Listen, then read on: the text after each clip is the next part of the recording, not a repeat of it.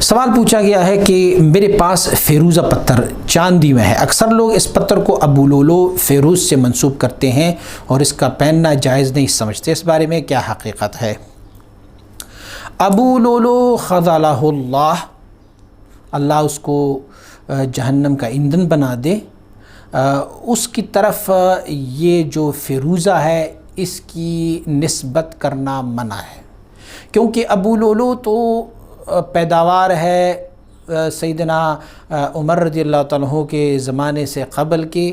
سیدنا ابوبکر صدیق رضی اللہ تعالیٰ عنہ کے زمانے میں وہ پیدا ہوئے تھے، وہ ایران کے تھے، اور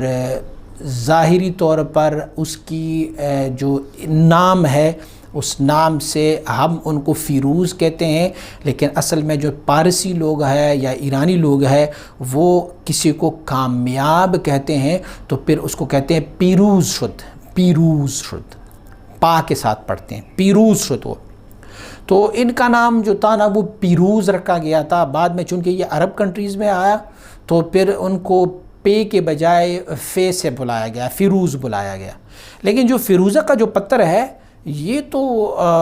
اس ابو لولو کے پیدائش سے قبل بھی یہ پتھر موجود تھا، اور اس وقت بھی ان کا نام جو تھا نا وہ فیروزہ تھا۔ تو اکثر و بیشتر ہماری ملکوں میں یا پھر انڈیا میں اور یا جو اردو سپیکنگ لوگ ہیں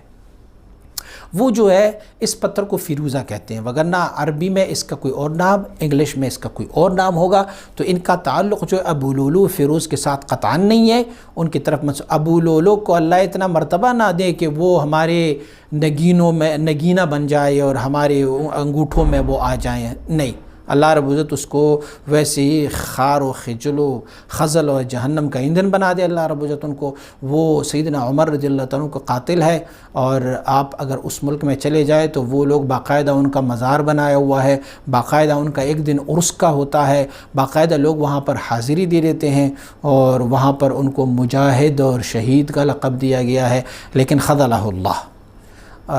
تو اس پتھر کی نسبت ابو لولو فیروز کی طرف بالکل نہیں ہے، آپ اس کو بالکل پہن سکتے ہیں کسی بھی لحاظ میں، جو شرعی